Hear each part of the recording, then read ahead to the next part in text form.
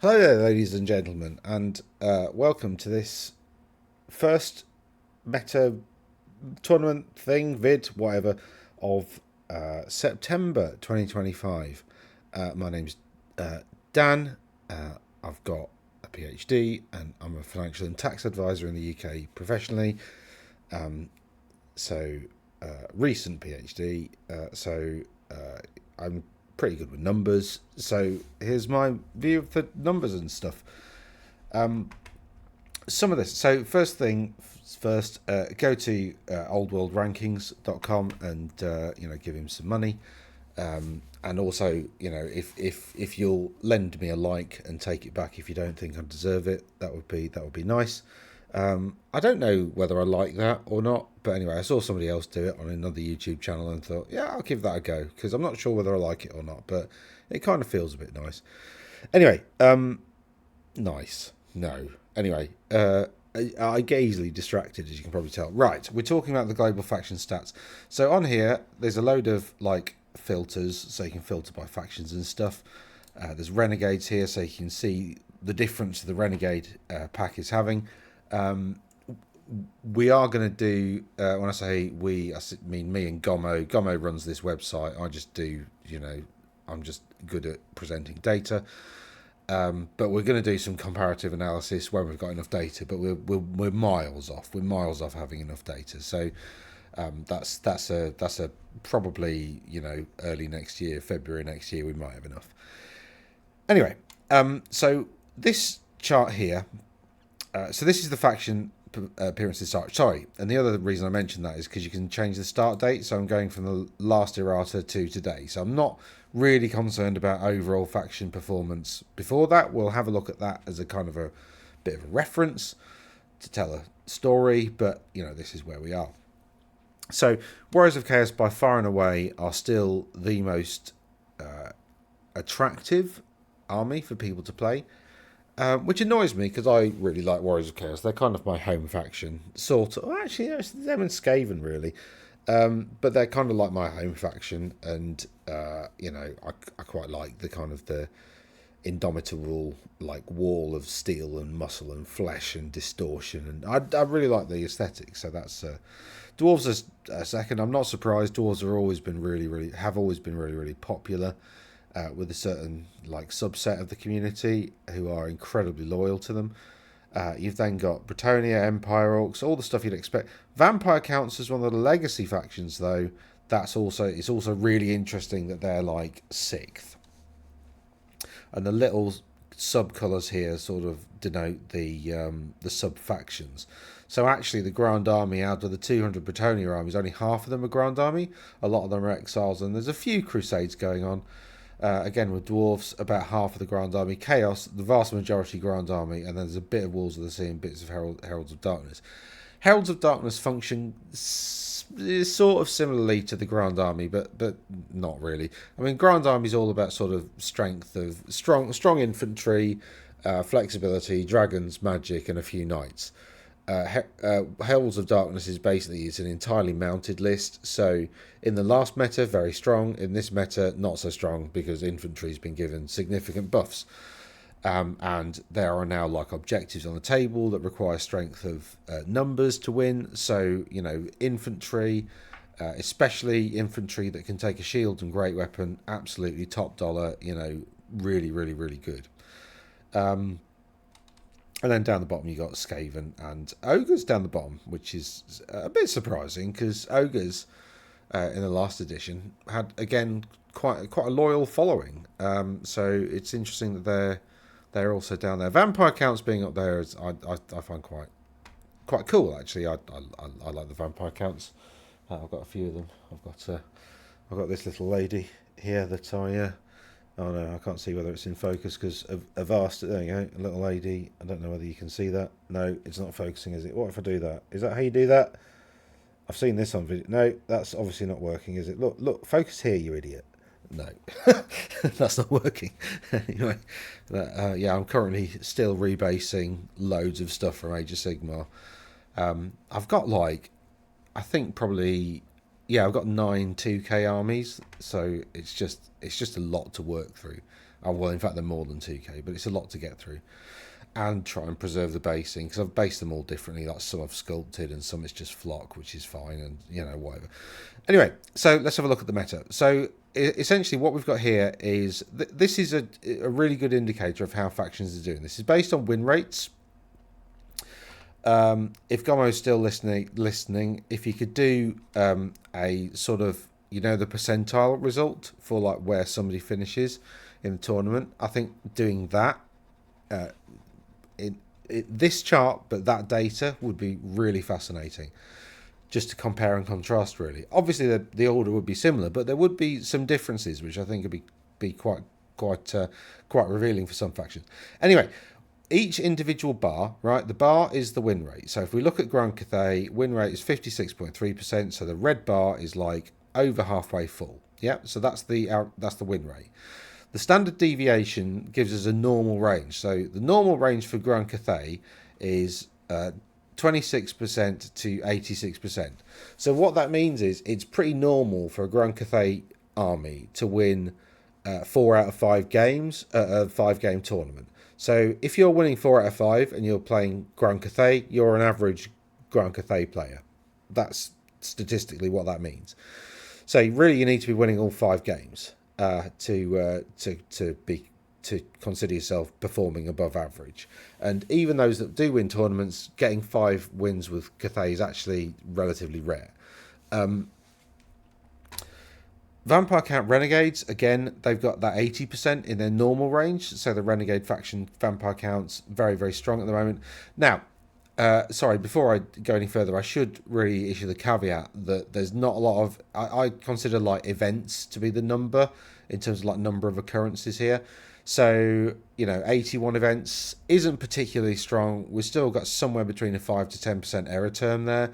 So, that standard deviation could be like 10% out. Well, not quite 10%, but let's say 7 or 8% out.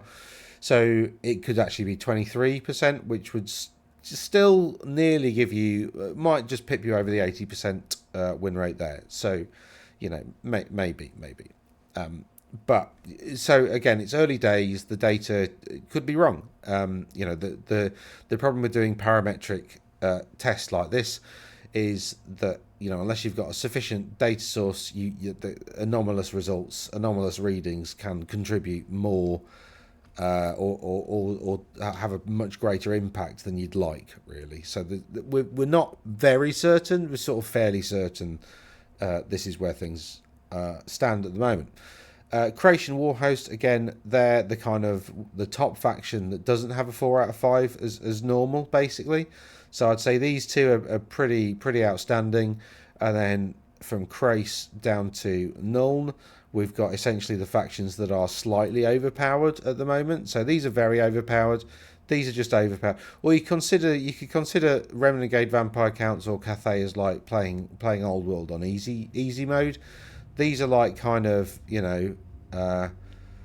most games you get like a normal mode, which is kind of still a bit easy mode. And then this is like the sort of hard mode, and then you've got like down here dwarves through to lizardmen. You've got very hard, and then you've got like legendary, playing renegade lizardmen and skaven. So that's kind of how I think about it. Excuse me. Should have got a cup of tea, really, shouldn't I? Oh well. So what were the interesting things? So one thing I wanted to talk about was Nehekharan Royal Hosts. Currently with a win rate of 52%. And remember, since the last errata and the new tournament rules pack and all the rest, draws are much more likely nowadays.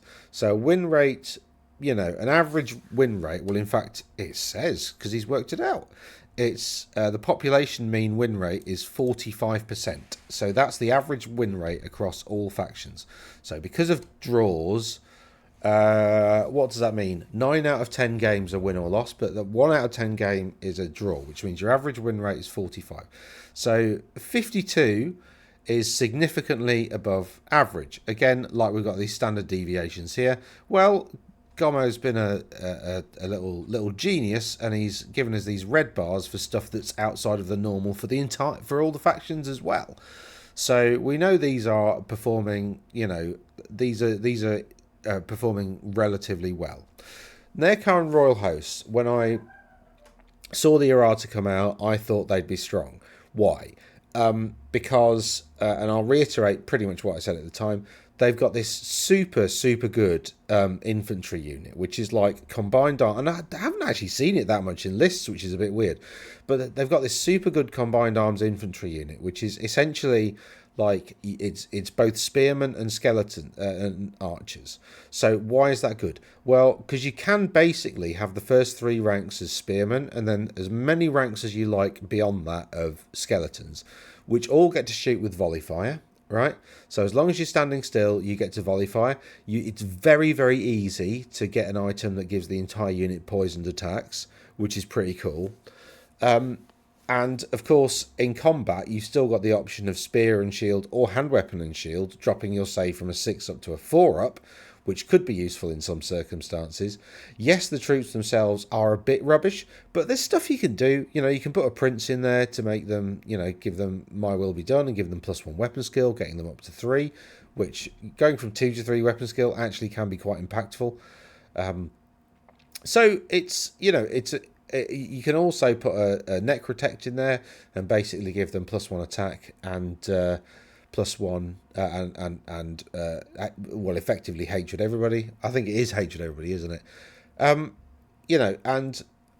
the necrotect +1 attack thing, it does actually stack as well. That needs to be FAQ'd because I don't think that was rules intended, but rules as written, it does stack. So you can put 3 of them in this unit and give them like 4 attacks base, which is frankly ridiculous.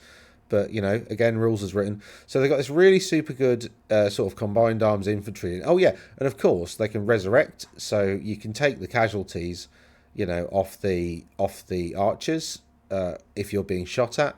And you kind of can in combat as well, because it's assumed that, models from the back filter through and pick up the weapons of the models in front. But even if you're not doing that and you're going strictly rules as written,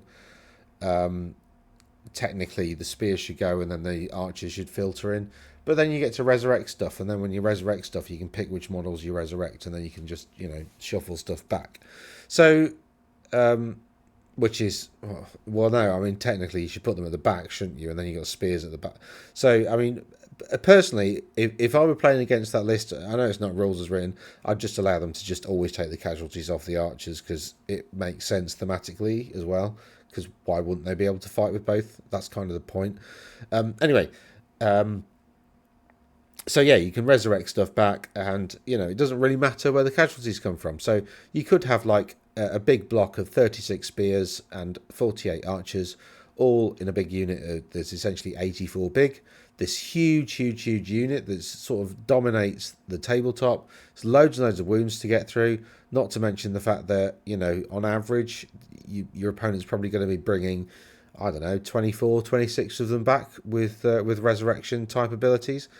So you see what I mean? That's really, really strong. It's a big DPS check there. And then, of course, you've got Cetra, which actually you don't see very much because he's quite difficult to conceive of how to make him good. Personally, I think if you're going to take Cetra, you take the minimum size unit of like a skeleton chariot, because you've got to have 1 skeleton chariot unit, but then you take Tomb Guard chariots and you stick Cetra in there and make like a bit of a Doomstar. So you have this, and actually, by the way, that infantry unit I was talking about is only like 600 points, so it's not like, it takes up, it pays your core tax, and it's really good. A couple of units of skeleton. So anyway, the point is, it's got a lot of flexibility, and now that cavalry have sort of to an extent been they haven't been nerfed, but everything else has been elevated, so that cavalry are way less impactful than they used to be. And I think there is a really strong case for like getting chariots to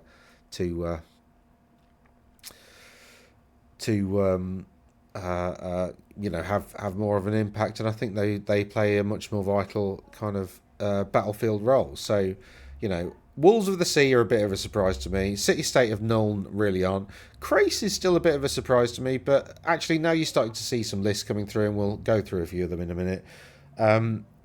The creation lists that are like successful really don't have many Lion Warriors of Krace. They have a lot of Kracian woodsmen, so it's not totally unthematic. But you don't really see very many, lion warriors themselves. Like I said, you tend to see core tax paid for with woodsmen and other units like Sisters of Megadeth. I don't know what that is. Megadeth Archery. I don't know what I'm doing. What the hell are they called? Can't remember. Exiles have dropped off a little bit. Like, they're still quite strong. They've still got a win rate of 51%. Again, still 25% to. So basically, if you've only won one game at a 5-game tournament, you've underperformed as Exiles. That's what this is saying. So you see the standard deviation bar, super reliable for Exiles. Al Nuln, actually, like, the narrower that bar gets, the more reliable that kind of win rate percentages is a stat. But the wider it is, like Walls of the Sea, for instance, 17 to 86%. That's that's interesting. What else did I want to point out? Yeah, Ogre King, what they're 24 appearances. That's not as Renegades. The Renegade faction seems to be, doing, pretty much. So standard deviation 21.6, win rate 48.7. This one's 46.3. Okay, yeah, I think the Renegade faction could be having an impact there, which is interesting. Skaven Renegade faction here. I did sort of call it a little bit. That I think that Skaven in the current meta are okay. They're not as terrible as they were. I mean, actually, the Skaven Legacy faction down here, it's got very few entrants, but it's still awful. Whereas the Renegade stuff kind of fixes a lot of issues. I mean, because really, if you look at the Skaven list in the Renegade pack, it's not functional. Like, there's a lot of issues, like the carried along rule for like the Screaming Bell is really difficult to like use, like, so nobody really takes it, and it just becomes like a cannon magnet. And in the current meta, whereas at least if it's in a unit, there's a little bit of protection there, but annoyingly it still has to be placed in the center of the unit, so the cannons have to target the center of the unit, so it's going to get hit if the unit gets targeted by the cannon. But whatever, it's still better, right? It's still better, and I think that's. I think one of the cool things is like the warp lightning cannon. I think they've given it AP3 or something, which is in the Renegade book. It's got AP1, which is just rubbish. Whereas AP3, it does have that fear factor now, and it's still got the random effects and it's brilliant. So I really do like what Val did in the Renegade pack. For Skaven, I think that's made them okay. This isn't actually Australia. This is the global. This filter here relates to these bits down here. So let's have a go through the world and have a look at some results. And last weekend was the 30th and 31st of August. So we've got a result here. Somebody said to check something out in I don't know. I did ask them to link it as well, because I'll forget it. Like, I'll remember that I needed to talk about something, but I can't remember what it was. Anyway, GC, there's no list. So if they're black, that means there's a list, and if they're yellow, then that means there's no list. So GGCP Old World Tournament, Churnside on the 30th of August. Danny Carroll, congrats for winning this with Bretonnian Exiles. And then we've got tied for second place, Nick Killing and Jay Brown. I really like this. I like it when, when in leagues, when players are tied, they should get, you don't need to find first. If players are that close, right, that they deserve to tie, then as far as I'm concerned, they deserve to tie. You don't have to have a perfect league. And yeah, if that means you have joint winners and, whatever, I get the practicality in that if you're a TO, you've organised a tournament, you've got a first, second and third trophy. If you get people who are tied first, that's a pain in the arse. So, but, maybe you do a coin toss or a dice off or whatever, like, because it might as well be as arbitrary as that on the day. But I don't know. I like to see this, because if Nick and Jay were perfectly level pegging, then they deserve to be tie, obviously. Warhammer Old World tournament. Kieran McPartland, Bobby's Gherkin, won it with Demons of Chaos. So well done to Kieran, and of course well done to Chris and Aaron for 2 losses being third place. I don't think there were many people at the tournament. I'm just guessing. I'll check. Yeah, I bet it's So, but well done. 2+ and in response 4. I like that. That was the weekend before, wasn't it? So I must have talked about that last week. Did I? Can't remember that. I thought I'd remember that, but that's Australia last weekend. Not a lot going on, but it's the last weekend of. It was the last weekend of the summer holidays across a lot of places in the world, actually. So probably not a lot on because people are trying to get their kids ready to go back to school or to go to school for the first time. En Belgique, nothing last weekend. In Canada, Toronto Old World League Season 1 seemed to kick off. First round of that's been complete. Nice, good to see. Nothing in China. Turnering, 30 August, the Old World. Why is that not on? I'm sure last year when they did that went on straight away. What's happened here? Did they do this last? I remember that. Maybe Turnering just means tournament, doesn't it? Okay. It's like it's a long one. It's a long one, I think. I think that was just the start. So that started in Denmark. I don't know really. Finland Press Battle, that was from last week. En France, Solo, the Old World, Do. Oh, is it Do? How do they pronounce August? Out. Juin, Juillet, February, Janvier, out. Loud, doubt. Sorry about that. Butchering somebody's language. Totally unnecessary, but there it is. Utopolis.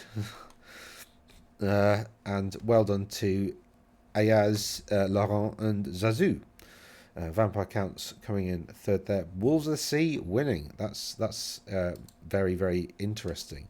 So this tournament had 8 people en France. The Wolves of the Sea. Chaos Lord, Shield General, blah blah blah blah blah. Tea Favored of the Gods. Nothing exciting there. 2 gigantic spawn and Nurgle, a load of skin walls. It's just a lot of like stuff that's pretty good, and that can work sometimes. If you've got an army full of stuff where everything is like just slightly above average, like you end up with something that's a bit like it's not really. You end up with something that's a bit like a Doom stack where everything just kind of like, plays off of each other, and you get like loads of inherent bonuses because of like how stuff synergizes. I'm thinking Warhammer Total War. That's not that army at all. But the point is where you sometimes where you see these armies where everything's just slightly turned up, the whole thing just works really well. And Chaos Dwarves. Let's have a quick look at that. Infernal Seneschal, Sorcerer Prophet on foot. It looks like that's a bit odd. You don't see that very often. A couple of Iron Demons, because they're great, and loads and loads of artillery. Really, that's. I bet that's a high risk army though, because it just takes one decent combat unit to get in that artillery, and it's all gone. Not in one turn, of course, but quite quickly it can all just disappear. And it's actually quite difficult to defend artillery, because if you've got like all your artillery in a block and your units over here, if somebody gets in and they're in amongst it, it's very you got to like compromise the positioning of your infantry to try and get back and defend it. So that's quite interesting. And of course, artillery can't stand and shoot. So that's France. Deutschland, nothing. Italia, nothing. Nippon.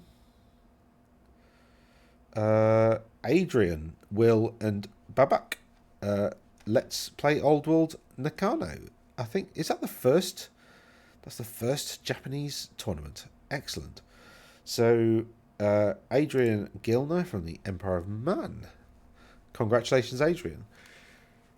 2199 points. So, presumably they're paying 200 point tournament. That's also, again, quite interesting. I mean, you know, I don't think 2,000 points is the right points limit. I think it's about 2-3. I think that's kind of like, that allows you to write decent lists where you're quite happy with everything. I find 2,000 just slightly too restrictive.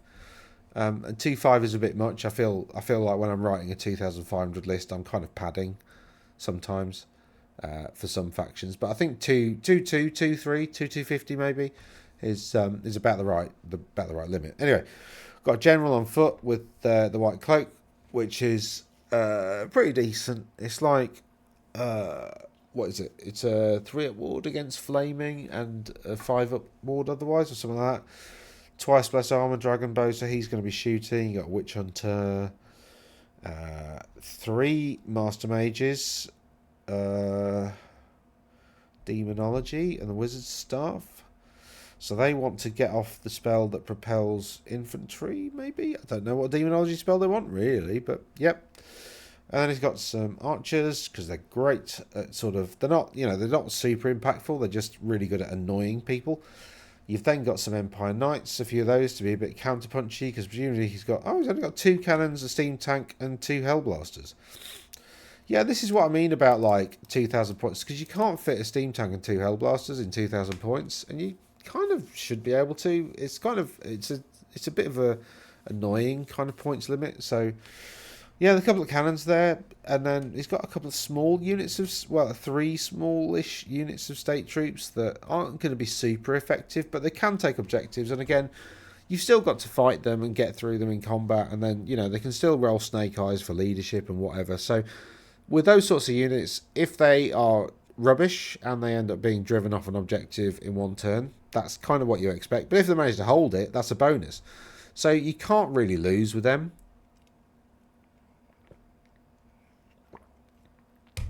So if you put a cheap unit that's, you know, it's not your damage dealing unit, but you got a cheap unit on an objective, you know, if somebody manages to beat it off, fine, that's what you expected. But if you manage to hold it, so, you know, the only way is up really with these. And it's like 135 points. So like, you know, you're not really sweating it if they, you know, that's not, you know, that's not that many more points than if you just had a banner captured. Although he has given them a banner, so it's actually 185 victory points probably, but whatever. But anyway, cool list. And then Will, with Dark Elf Renegades, got Dreadlord, Dragon, Pendant Caliph, blah, blah, blah, normal stuff. Oh no, Dragon Slaying Sword. That's not normal, but also cool. Couple of Masters, one with the BSB, so no Wizard. No Wizard, interesting. Lots of Dark Riders, stuff, shades, lots and lots of shades. Okay. I mean, that's not what I would have gone for, but yeah, how many people were there? 8. Nice. 8 people in Japan managed to get together and play a bit of Old Hammer. Cool. Netherlands. That was a week before. Nothing there. New Zealand, I don't think there was. Oh no, well, blow me down. There was 2 tournaments. Dinadin and Call to Arms 2025. So Dinadin, 6 people. I'm not going to go through the lists because there's anyway. Well done to Jeremy, David, and Harry for taking out that tournament. Hope you all had, I'm sure, lots of fun was had by all. In fact, I will quickly look at this. Prophetess, Baron, Paladin, Duke, Knightly Temper, Impetuous Knight, Heroism, yep. Nice. Some errants. So basically, Knightly Temper gives you, I think that's D3 extra attacks and 8 to everybody. Heroism gives you Monster Slayer Killing Blow, and Impetuous Knight gives you Impetuous, but plus D3 to your charge range, which is all of that together is pretty nasty. For some reason my mouse stopped working then. So yeah, cool. Well done to those. And then Call to Arms, a 5-game tournament with 7 players. Wow. So Yeah, if you had 4 games, there's only 2 people. Each of them didn't end up playing. So, well done to Anthony. You are definitely the victor. You'd have played less games if it was a knockout tournament. I think, was that true? 4. Oh, yeah. You play. Yeah. So a knockout tournament would have. So this is a thorough examination of these players' relative skills. So Anthony is definitely the victor with Tomb Kings. Well done to Peter and Eddie for coming in second and third. Tomb King list, let's go have a look at it. Dragon, Prince on Foot, Necrotect, Royal Herald. Pretty standard set of heroes. This is what I tend to go for. Armour of Ages, though, dude. Armour of Ages on the... Oh, it's a High Priest. Oh, I put my Prince on the Dragon, typically, but High Priest on the Dragon, yeah, cool. Where's the Armour of Ages? I thought it was a must. I thought it was mandatory, wasn't it? There's a Tomb Guard, Horseman. Yeah, he's gone for a sort of fairly elite army. If he's watching, I'd be interested to see how much value you got out of the Screaming Skull Catapult. Last time I took Kenry to a tournament, I took 2 of them, and they did absolutely nothing. It was a total waste of 250 points. No, in fact, more, because I took the Skulls of the Fallen upgrade, or Skulls of the Foe, or whatever it is, upgrade. So, yeah, I wasted, best part of... I think it's at least 300 points, isn't it, on that? So I basically went to a 2,000 point tournament with 1,700 points because they were just absolutely hopeless. I don't think they did anything like throughout the entire tournament. Maybe they took a couple of wounds off a Terrorgeist, but that was it. Terrible. Right, so that's New Zealand, and that's that tournament. So well done to those guys. Norway. I need to click on latest results. A 2K Turnering. Oh, Turnering just means tournament, doesn't it? Yeah, that's why I've seen Turnering before.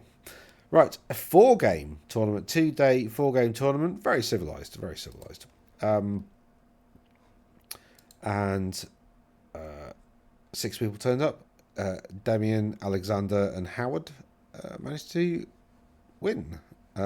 Tomb Kings again, winning 4 games. Again, you've got the Tomb King, Armour of Ages, Dragon, yeah, Priest, Herald. Yeah, Necrotechs are good. Just throw that out there. But yeah, pretty decent list. Necropolis Knights are quite interesting because I've not really seen them do anything ever. So that's an interesting inclusion. But yeah, well done to those chaps. That was Norway online. I know it says no upcoming. That's different to. It's just that he's not updated the text on that page. Poland, nothing. Spain. So,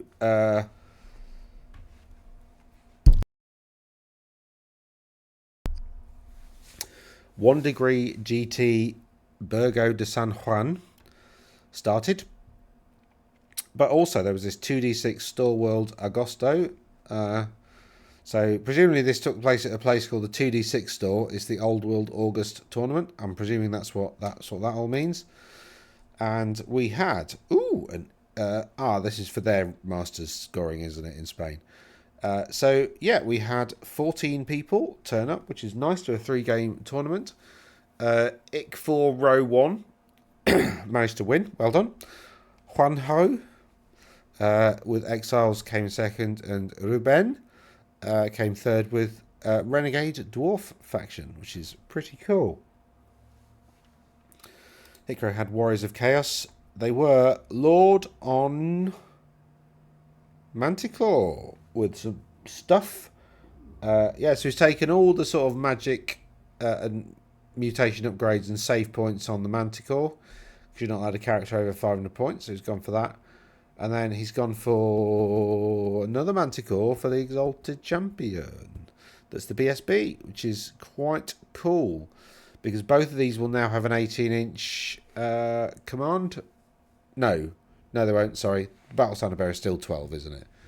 Yeah, large target gives the general on a large target 18 inches, but the Battle Standard Bearer stays as 12, doesn't it? So it's not as good as I thought, but... No Wizard again. Knights, Marauders, Chimera, I think these are terrible. I don't know why people keep taking them. I think they're awful. It's like 4 wounds and toughness 4 or 5 or something. It's rubbish. And it's got light. It's got heavy armor. Like, awful. Waterfire Dragon. That's cool. I've not seen as many Waterfire Dragons as I expected, because I do think they're pretty decent, but like from trying to write lists with them in, it's actually quite difficult to fit them in and like conceive of how they might work like tactically, because you kind of want them to be a bit worse and a bit cheaper. Like you want them to be essentially, you just want the Necrosphinx really. I mean, they are a stone thrower and a dragon at the same time, which is interesting, but as I've mentioned, stone throwers are awful. So, yeah. Don't know why I'm yawning. I slept quite well. Right. Sweden. Nothing last weekend. Switzerland. Nothing last weekend. UK. Damien Bradbury won the Old World Event 1. London in Flames. No rankings yet. Eternal Glory. Conflict Events. Another 3-game tournament. So no GT in the UK this weekend, last weekend, and then in Badger Baggage Bonanza, Forrest wins that with Vampire Counts. Tabletop Old World, Brian wins it with Warriors. No list though, annoying. And you've got Warhammer. Oh no, there was a really big. What am I talking about? It's Nova. That should be 100-person cap there. Rock River America really going to town last weekend on tournaments. Maybe this should be the America shows this week. And then there's some doubles that took place at Nova as well. And then there was a 3,000 point short 1 day thing, or was it 1 day? I think it was 1 day like before this one. They did this last year as well, where they had like another little tournament before the GT, like the day before, so you could essentially compete in 2 GTs over 1 weekend. Which, pretty epic. So we've got all that to talk about. What went down there? Did I get that one? Yeah. Right, so I'm going to do Nova last. Save the best to last. Let's have a look at, in the UK, Conflict Events presents. Reese White wins... Sorry. Reese White wins this 16-person, well, probably 15. That was probably a TO, it was a stand-in army. But Reese wins with the Errantry Crusade. Dan Paynes comes second, and Francesco Celot comes third with Exiles. So well done to those. 2 draws there. Look, quite a lot of draws happening at this one, which is interesting. Well, let's have a look at some lists. The Errantry Crusade, you've got Elise Ducat, excellent. You've got a Duke with Lightly Temper, Paladin, Impetuous Knight with a Paladin there, and that one's on a Warhorse, so that's interesting. So you got a Royal Pegasus with a Duke on. Oh, no Pegasus Knights. So some Squires, some Knights Errant, more Knights Errant, loads and loads of Knights Errant, and actually a massive block of Grail Knights, 10 of them. Wowee. Probably with the Paladin and Elise in to make it 12, I'd imagine, maybe. But then he's got these 2 units here that are both 11, so I don't know. I don't really know how that functions. But it's got a bit of flexibility, I guess, so you could pick which unit they're going based on your opponent. Or based on where your opponent puts their characters, I guess, if they're dropping first. Warriors of Chaos, you got Sorcerer Lord on foot. And then an Exalted Champion and a Demon Prince who's level 3 Nurgle, which is... does it fly? It does fly, so hold on. That goes... Yeah, okay. And then you've got some Warriors with Zinch. Yep. Yeah. And then Nurgle... Yeah, he can't go in a unit because he's got Fly. So he's flapping around doing his thing. But I guess... What does he give him? Battle Magic, and Spell Familiar, so he's got 4 spells. Yeah, and the Infernal Puppet. So he's really going to flap around and try and shut down enemy magic if he can. I think that's kind of his job. But also to have a bit of output. Yeah. Huh. And a couple of small units Dragon Ogres. Quite an interesting list, that. And then Francesco has an Exiles list. With some Yeoman Infantry, who I think are better than the standard Bretonnian Infantry, to be honest. Right. Badger Baggage Bonanza. 13 people.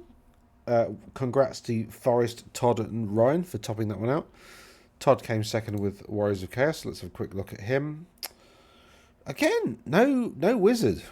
2 large-ish blocks of Chaos Warriors. That's going to be difficult. And a Warpfire Dragon. And that's it. Oh, they're both on dragons. I say that's it. It's 2 big blocks of Chaos Warriors and a triple dragon list.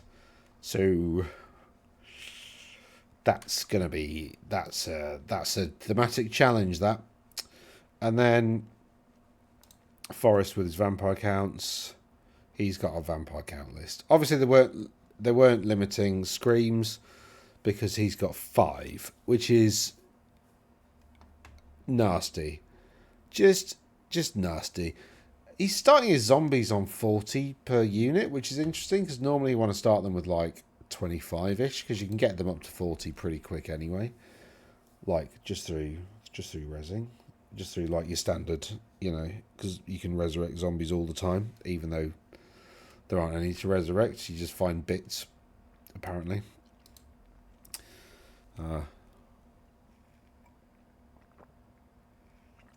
think that zombies being able to be increased beyond their starting size rule is stupid. I'd much rather prefer that you can, like, for instance, with zombies, they're so easy to raise from the dead. You're able to raise double the amount that you would for any other infantry unit. So, like, if you rolled a 6, for instance, to raise skeleton warriors, it should be 12 zombies or something like that to make them really easy to bring back, which I think would be quite cool. Plus, also combined for a rule that, I don't know, for each wound that they do, you roll a dice, and on, I don't know, a 6, I don't know, maybe a 2, you get a zombie back. I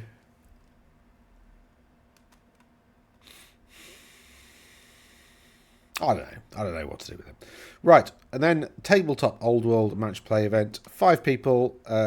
Sure, a lot of fun was had. Well done to everybody, really, but particularly Brian for managing to get 3 wins there. So well done, Rich and Joe, for coming second and third, respectively. The Rock River Ruckus 2025. I'm glad I got all those. 10 people turned up.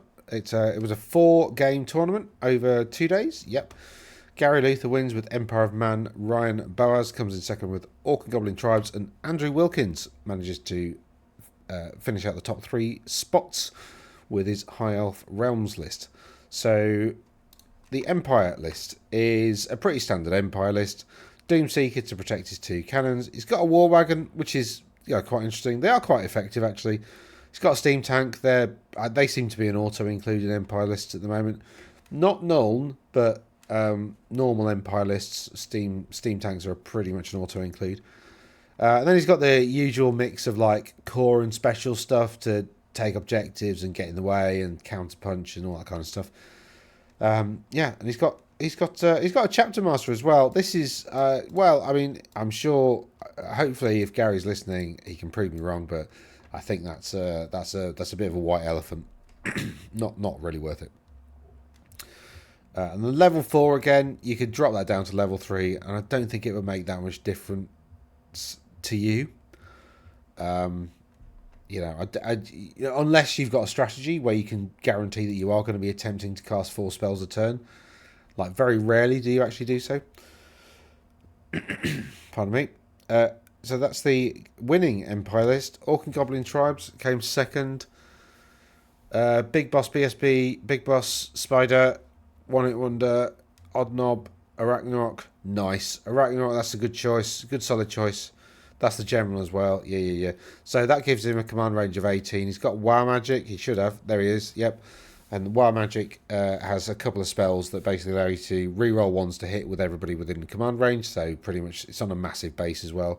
So pretty much the whole army. It's on a this size base. So, you know, pretty much the whole army gets to reroll ones to hit. And also there's another one that gives you plus D3 to charge ranges for everybody within, again, 18 inches of that. So it's a huge chunk of the table. Really, really super effective because, of course, he can cast those two before getting into dispel range and then get into... So really, really, really... And also, Arachnarok spiders are quick and they can move over terrain as if it's nothing. But they don't count as flying, so they can kind of land in it without any problem. And they basically just ignore terrain. They get the benefits from it, but it has absolutely no effect on them. So spiders are just really, really good at that. He's then got a big spider-rider mob with a big red regally flag, which I forget what that does. And then he's got some night goblins with a couple of fanatics, another Arachnarok and 2 manglers. So, and he's got a couple of night goblin big bosses so that he can include the night goblin stuff. So actually that's a really nice goblin list, actually really clever. Yeah, I presume he lost this empire list somehow.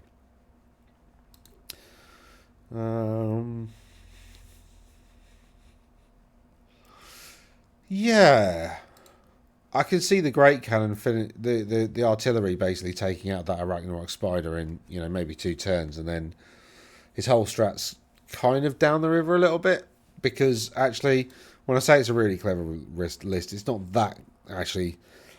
Revisiting it, it needs something else. Maybe drop the Arachnarok spider and just go for... I know you probably don't like orcs, but just go for an orc war boss on Wyvern, that thing, with troll high trousers and all, you know, the usual stuff, because that's super cheap and super survivable.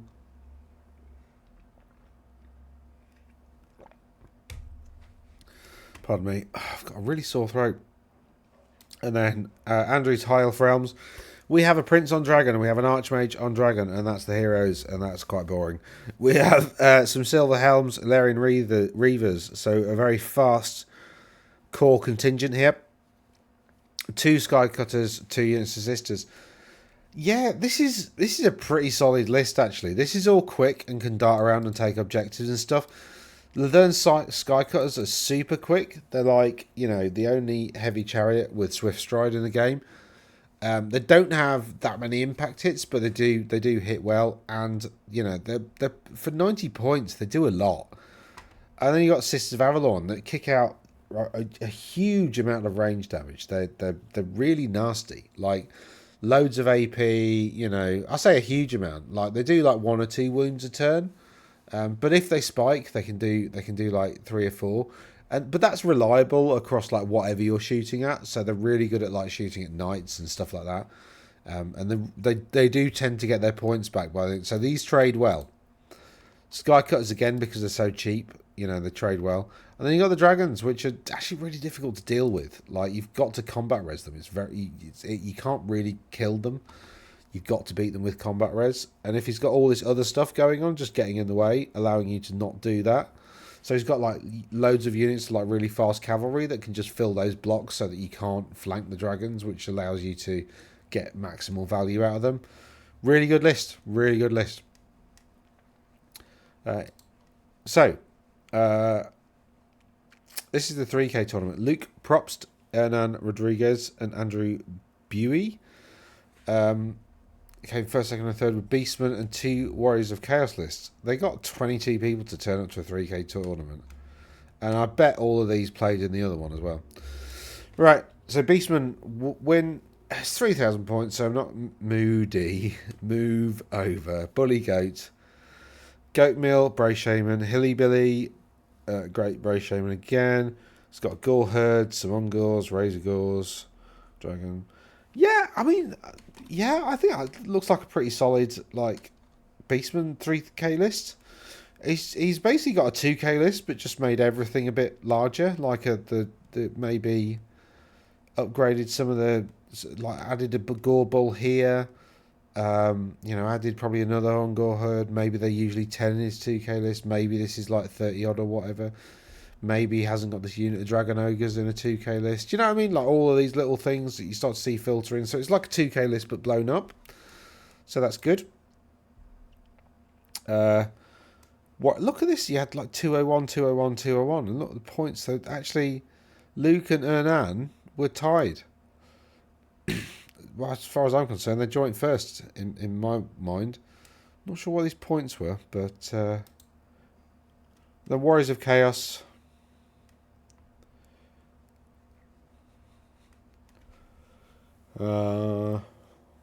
Yeah, 3 dragons, 4 dragons. Holy Lola. That's nasty. That is nasty. 4 dragons, and then just lots of really irritating stuff. Warhounds, Marauder Horse. So 10 Marauder Horse, 5 Warhounds, 14 Knights. Pardon me. That was a bit gross. And, yeah. Okay, cool. And then, Nova. How many did they get in the end? Keep going, keep going. 62. 62. That's not the biggest tournament I think we've seen, but we've still seen. So here we go. Phil Carl, currently top player in the world, comes third, which is fascinating. And he actually lost a game. Kevin and Andrea...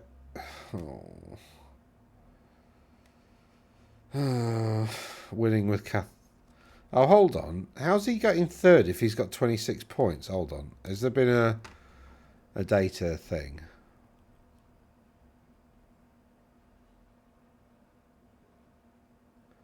Oh, no. Yeah, I'm an idiot. I know what's happened. I know what's happened.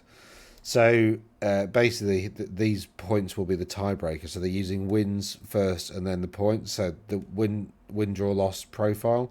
So because these have got a draw...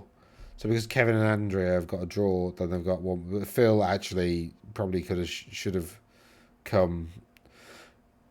Okay, so if they'd have gone points first and then results as the tiebreaker, then it would have been Andrea, Phil, then Kevin. So, I mean, basically the top 3 have pretty much drawn as far as it looks, apart from Andrea's definitely won, but Kevin do you see what I mean? Like they're all sort of tied on something, but then they've all got a tiebreaker against it. This is a really like fascinating finish to a tournament. So it's so tight and it's so close. Any one of these could have done it. So literally, it's just the tournament pack that's decided this. Really, I think they look about as good as each other, and I'd imagine that draw was against each other. So that's really, really cool. I want to know who beat Phil, though.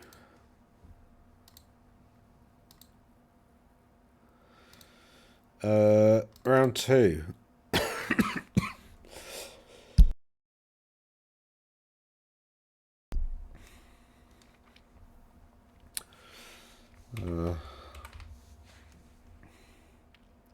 Kevin with Cathay.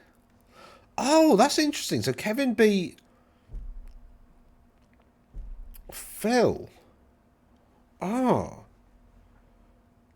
So then again, like, the plot thickens. So really, really tight tournament. I bet that was, like, real tense in the final round to see what was going on there. Wow, wait. Right, well, let's see what Phil's got. I bet Phil's got Phil's list. Phil has dropped a level on his wizard. He's dropped some points actually to try and squeeze in a Royal Herald, I think, on a chariot, because I think Phil was typically like double dragon, so he's gone for the BSB there.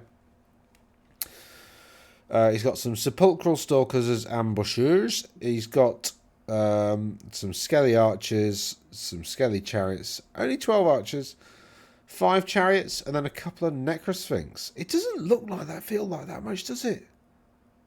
He's basically got 2 dragons, 2 necrosphinx, and then a few little bits of other stuff. I mean, I say little bits. 5 chariots is a problem, and 5 sepulchral stalkers, they're also a problem to deal with. But it just doesn't feel like much at all, does it? Real tight, super effective list, that. Really good. I mean, you're kind of seeing the final form of Tomb Kings emerging, I think, there. Then we've got Kevin with Grand Cathay, who's gone for a Sugar Zaddy. And Lord Magistrate on a Sky Lantern. He's got, fuck, God's sakes, he's got 3 other Skies. He's got 4. Oh, God. He's got 4. Please, please, please, TOs. When they say 2 rare, please make that like that means 2 rare. Yes, you can take 1 as a mount and 1 as special, meaning you've got 2 rare slots. You've got your rare points allocation, but like the limit on numbers of things should be universal, whether it's a mount, whether it's selected elsewhere or whatever. The native bit should limit it. So 4 Sky Lanterns is obviously a problem. Pretty obviously, because they're 135 points and they give you so much for 135 points. They basically give you the effect of like having a unit of light cavalry, in that they can fire and flee and stuff like that. This unit of light cavalry is on a stable firing platform with basically Jezzails, which are horrendous, like strength 6, big AP. I think they're AP 2, armor bane 2, and 36-inch range or something ridiculous. They've got great AP ballistic skill as well. I think 4 and 5 for the champion. So super, super, super good. And of course they've got impact hits because they're a chariot. And of course when they lose a combat, oh yeah, and they're unbreakable. So you can't combat res them off. You've got to actually, like, you know, physically kill them. So yeah. And then he's got 3 cannons, and cannons are also a bit no ogre loaders though, which is interesting. So yeah, but he's still got 3 cannons, and they're pretty nasty. They're much nastier with ogre loaders, but you know, I guess if you spent the points on ogre loaders, you wouldn't have been able to spend it on Sky Lanterns. Oh yeah, there's a compromise he's been forced to make for his list. Andrea Ninni.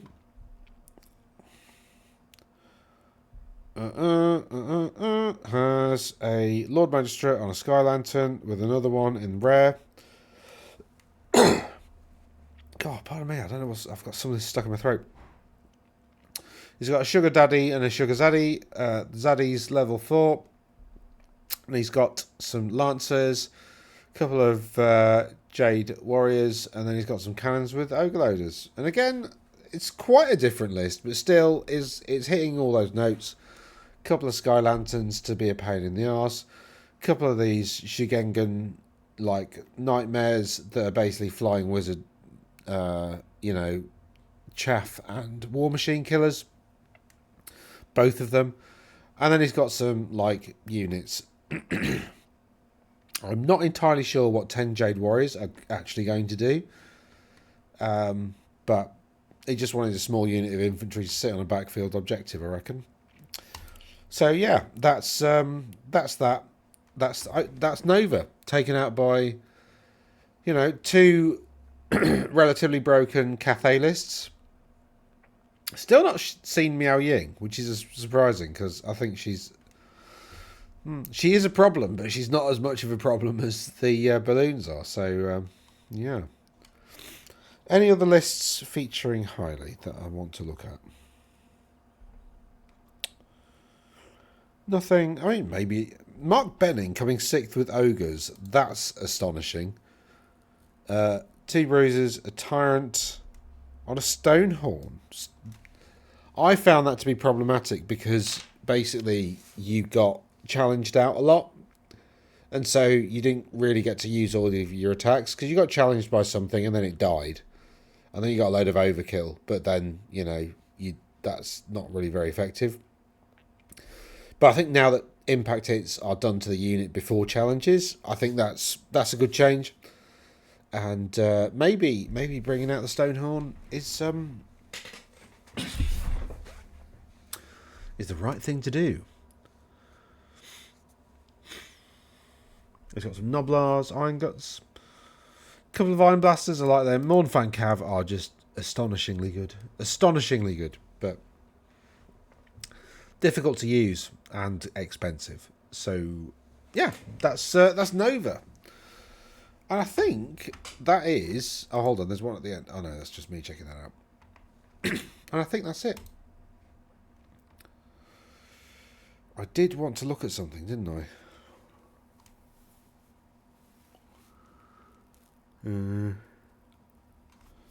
Can't remember what it was. I said I was going to look at a list of something later. Oh, who was it? There was a faction that I said I was going to have a look at later, list-wise. Hold on, let's go back.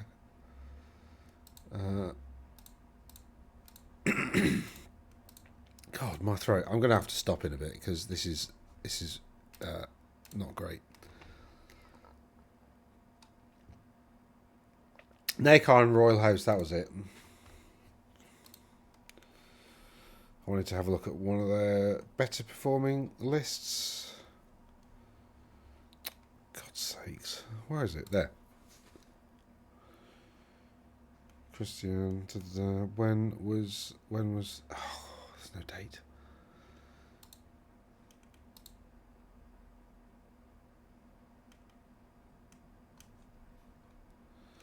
Oh, okay, this was an online... Well, I thought we were looking at Royal Hosts, weren't we? Christian. Took Royal Hosts. Oh, hold on. Here he is. Nehekharan Royal Hosts got 501. On an online tournament, which took place April to June this year.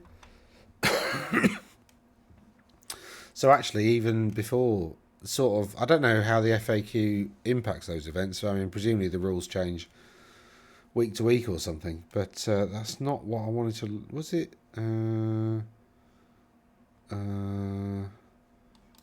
Maybe this one. No. Oh, here we go. So here's the infantry character. You got to have a chariot unit, but you can have only one, so you do that. Then he's gone for a load of Team Scorpions and some horse archers there, and he's gone for a lot of characters here. So that's one way of building it out. Let's just check out these lists.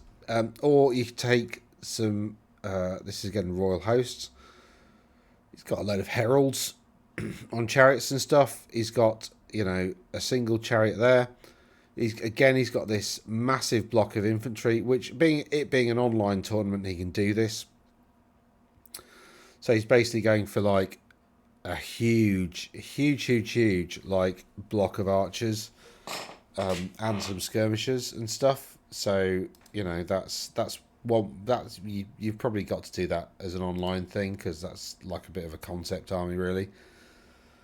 I mean, I wouldn't want to paint it. And then you got... So remember, this faction's doing quite well at the moment. You know, it's... Can we do top lists over... Here we go. So we can have a look at... Yes. Sorry. I'm making an absolute hash of this. And I want... there. Castle Assault it was it? That's from June. Yes. So, Tomb King, Tomb Guard Chariots. Here we go. This is what I was talking about. Tomb Guard Chariots is giving it 2 magic resistance here. More Tomb Guard Chariots with more magic res. He's got a load of like small chariot units to, I guess, just be a bit irritating. Skeleton, horse archers and skirmishers are fantastic because they've all got chariot runners. So what that means is if they're in skirmish formation, as long as they're not in combat, you can charge through them. And if they're in skirmish formation and you charge through them, you move them after you've made the charge. So you move them out of the way so you can fit your models in. So that's really, really super useful for this army that's literally just full of chariots, apart from the Tomb King on a bone dragon. You know, which I guess I get why you've got a dragon, right? But like, you could have taken Cetra, and Cetra does have... Cetra's cool, right? Cetra's pretty cool, rules-wise. I'd love to see... Has anybody actually taken Cetra? Because I've said they're doing quite well at the moment. Well, statistically, they are doing quite well. And you can actually see that, like, you know, there's not... Again, there's not been that many results, but most of them, they're getting, like, mostly wins, if that makes sense. So, you know, they're doing pretty well. Yeah, like these 3-game tournaments, they've won all 3 games, so... But again, they're not. None of these tournaments are massive tournaments. So, but again, you kind of see this kind of pattern of a load of characters, Tomb Guard chariots. I think that's where the money is really, because they're great. They got cleaving blow and tons of cool stuff, and I think they've got an extra pip of toughness maybe, or better armor save or something. They are pretty good. All right. Anyway, my voice is going. So I'm just going to say thanks for watching. If you've got this far, you should probably think about maybe subscribing. I mean, if you want, it's up to you. And of course, if you got this far, I'd hope you don't rescind your like. But if you've got here and the video's been rubbish, then feel free to click the thumbs up again. Anyway, I shall see thee anon. And yeah, I'll say cheerio. But I have forgotten to look at that tournament somebody asked me to look at, and I said I would, but I've forgotten which one it was. But I will hunt it out and write it down for next time. Anyway, toodaloo.